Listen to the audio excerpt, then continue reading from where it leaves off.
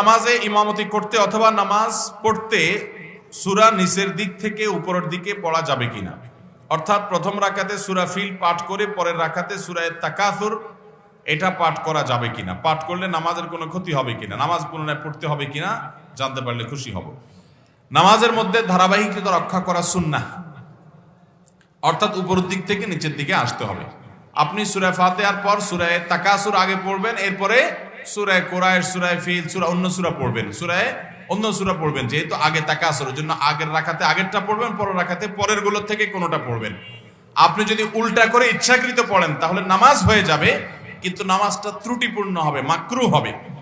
আর যদি আপনার এটা ভুলে হয় যে হঠাৎ একদিন হয়ে গেছে আপনি টের পান নাই, আগের রাকাতে যে আপনি শেষের সূরা পড়ছেন, পরের রাকাতে দেখা গেল আগের সূরা পড়ে ফেলেছেন, উল্টার দিকে গেছেন, তাহলে এর কারণে গুনাহ হবে না, মাকরুহ হবে না, যেহেতু এটা ইচ্ছার বাইরে হয়েছে। কিন্তু সাধারণ অবস্থাতে আমাদেরকে সূরার ধারাবাহিকতা রক্ষা করে পড়াটাই সুন্নাহ, এবং এটি নবী সাল্লাল্লাহু আলাইহি ওয়াসাল্লামের আদর্শ।